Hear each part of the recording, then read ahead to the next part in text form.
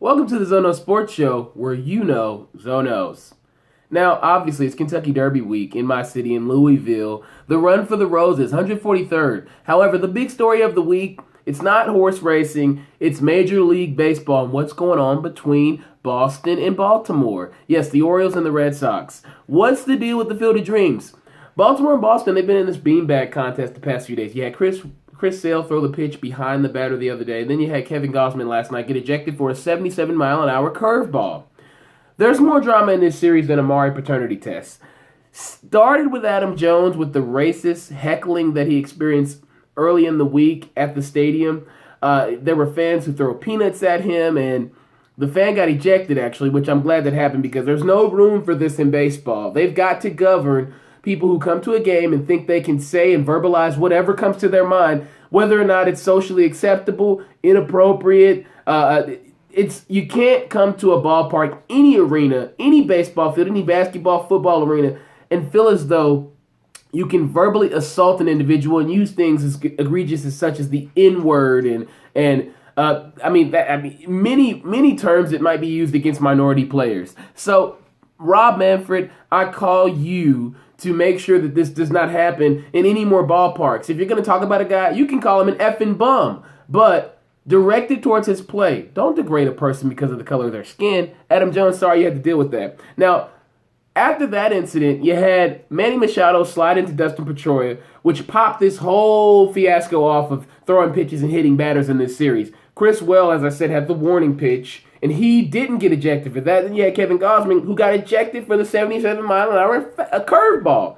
That's not a fastball, and he didn't even throw it at the man's head. He hit my man, I think it was Xander Bogaerts who he hit him in the side. Everybody knows a 77-mile-an-hour pitch, any type of pitch, 77 miles an hour, isn't going to cause the type of damage that the whipper that Chris Sale threw would cause.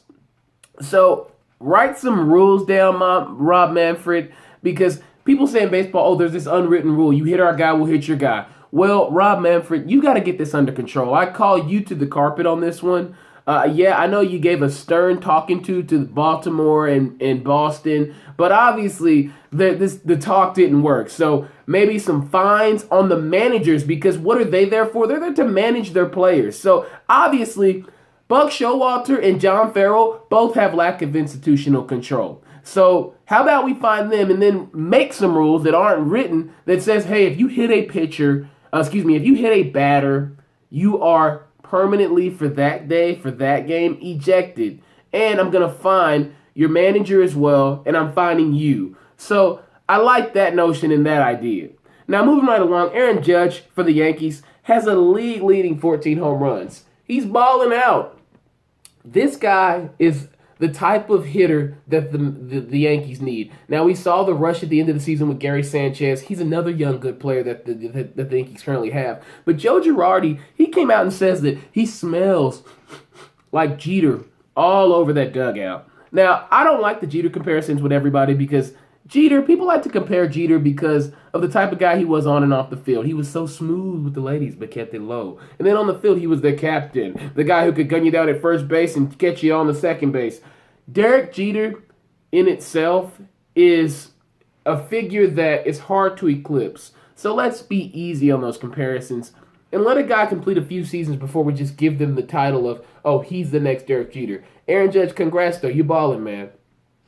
Now, NHL-wise, no Crosby, no problem. Pittsburgh Penguins get it done. They're up 3-1 after last night. This series could secure Ovechkin's fate as just a really good player. Now, Ovechkin, what are you going to do? You're going to respond? You've got to ball out. You've got to play hockey with a vengeance. You're down 3-1 in this series, and the Penguins have no Sidney Crosby. Now, the last time I checked, people view him as NHL's golden boy. You're just the guy, the Russian, who's a really good hockey player. Why? Because you don't have any rings, and you can never get past the Penguins. You guys have all these physical games, but Ovechkin, you can never get past these guys. So I'm calling you out, Ovechkin. This is terrible. You've got to do something to cement your legacy because right now it's been sealed at this very moment, especially if the Penguins close you out and beat your team 4-1. Then what did we cheer for the Capitals for all these years? That's what they're going to be saying in D.C. So if you want to be a transcendent figure in that town and you want to be on the level of NHL champions and champions in general, you have got to beat these Penguins in the playoffs at some point, and you've got to win multiple championships, not one. You've got to win multiple, and I believe you can do it. So respond, please. NBA-wise, Isaiah Thomas, he's becoming a mythological sports figure. Celtics are up 2-0 in this series over the Wizards. On Tuesday night, the man balled out. He scored 53 points on his sister's what would have been 23rd birthday. 29 points in total combined in the fourth and overtime periods. So I look at this entire situation. It's phenomenal because the circumstances that Isaiah Thomas is playing under and his emotional distress and what's gone on in his life the past few weeks, and for him to still come out and ball the way he's balled, scoring 33 in the first game, dropping 53 on his sister's 23rd birthday, what would have been her 23rd birthday. He is the best fourth quarter hero and closer in the NBA. There's no debate. You know, I was watching First Take yesterday, and I heard Max Kellerman talking about, LeBron, I got to have LeBron in the fourth quarter. And I agree with Max on a lot. But that, Max Kellerman, you sound crazy. LeBron has always gotten tight in the fourth quarter. He might take the ball with 3 minutes to go, with 4 minutes to go, but let that thing creep under 2 minutes. Kyrie, where you at? Where you at? So I'm not gonna sit here and say Isaiah Thomas is not a better fourth quarter contender than LeBron James. Yeah, Isaiah Thomas is the fourth quarter king. He might be King James, but Isaiah Thomas is the fourth quarter king. So let's stop taking this man off of the pedestal that he rightfully earned because of the performance he gives in the fourth quarter for an extended period of time, which was this entire season. Come on, Max Kellerman. You better than that, man. Now, let's get off Max. I rest my case there with that debate. Isaiah Thomas, keep balling, man. I'm cheering for you. The Warriors beat the Jazz in a chillax game. Beat them by about 12. It wasn't really that entertaining to me. Chef did make Rudy Gobert look like he had skates on. Made him look like he had bow leggings and was a newborn baby deer. That's how bad he made Rudy Gobert look on the crossover.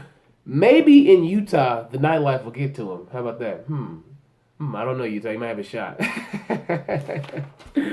Now, bring out another 12-pack for the Cavs. They are drunk from success against the Raptors. Bron passed Kareem for second most playoff points in all time. 39 points last night, so he's in the zone. Obviously, he heard people talking about him. Oh, he's 240-something from passing Michael Jordan, so he wants to get there this postseason. I can't knock it. So I applaud a guy when they're trying to run down greatness and they're chasing a ghost. A la per LeBron's quote. But the Raptors, they just surprise me every year in the playoffs if they don't show up. They've got two All-Stars, Kyle Lowry, DeMar DeRozan. They combine for 25 points. You combine for 25 points against LeBron James and the Cleveland Cavaliers, you'll never win a game. Kyle Lowry mentally, DeMar DeRozan mentally, they're never in these playoff games. And, you know, I'll be honest. I got a buddy who lives out in Cali who told me, in fact, that DeMar DeRozan, he always bets against him in big games because in high school he got tight in the big ones. And he's always been like that. So you know what? Every time I watch a game and it's a big game and it's maybe on the road or against some odds, I expect DeMar DeRozan to not show up. Just because of what I was told by somebody who competed against him for several years in high school. I'm just saying. The new dog doesn't learn new tricks. The old dog knows the same tricks. So that's all I can say about that. Now the Spurs, they beat the Rockets by 25. Who's really going to win this series? We don't know who's going to do it. Those threes, they cool off. They blow these guys out first game and then come out and get slapped. Who's really going to win this series? I don't know. Harden, 13 points ain't enough. That beard, fix it up because maybe it needs to be combed, brushed, waxed, or whatever. But your team got busted last night. Also, Kawhi had 34, but the bad news, Tony Parker, his knee injury, it's bad. And I hope this is not the end of Tony Parker. We saw Kobe hurt the Achilles against Golden State that season, and then from that point on, there was recovery, injury. So I hope this is nothing major for Tony Parker because he was balling last night. But he does have a few miles on those tires, so let's not forget that. 143rd, running for the Rollers, Kentucky Derby picks. Now, there's 20 horses in this race. Now, if you pay attention to my Instagram, you saw I was there yesterday, down at the Downs, right up front, backside, talked to Dale Romans, saw Bob Baffert, saw all the big wigs, Dale Romans, you name it. And Dwayne Lucas Very, very. He's probably one of the most famous horse trainers you'll ever meet or know of. The man's 81 years old, great shape. Was nice enough to give me a picture. We talked a little bit. I said, "Hey, Mr. Lucas, how's the Derby gonna go?" He said, "Hey, nice to meet you, Zoe.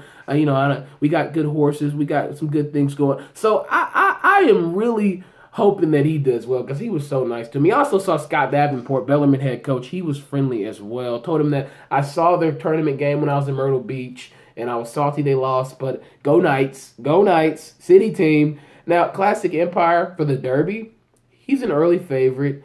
My pick, honestly, though, is Patch. Now, he's got a great story, and he's got 30 to 1 odds. If you didn't know, Patch was born with a messed up eye, tried to get it medicated as he got older, and the eye just would not respond, so he had to get it removed. And now, what's this man doing? Years later, fast forward, he's in the Kentucky Derby. He's galloping along. He's with the big dogs. The big horses, I should say. The big thoroughbreds, I should say. The big stallions, I should say. So, Patch, I hope you go out there and you bring home that run for the roses. Because I'm going to put my money on you, sir. Me. Yes, I am. I'm not afraid. I'm going to put the money where my mouth is. Now, after this weekend, there's going to be a lot that happens. So, what do you guys got to do? Come back and catch me on Tuesday so I can give you some more sauce. And like I always say, thank you for watching the Zoe Knows Sports Show because I love y'all. Because you know Zoe knows.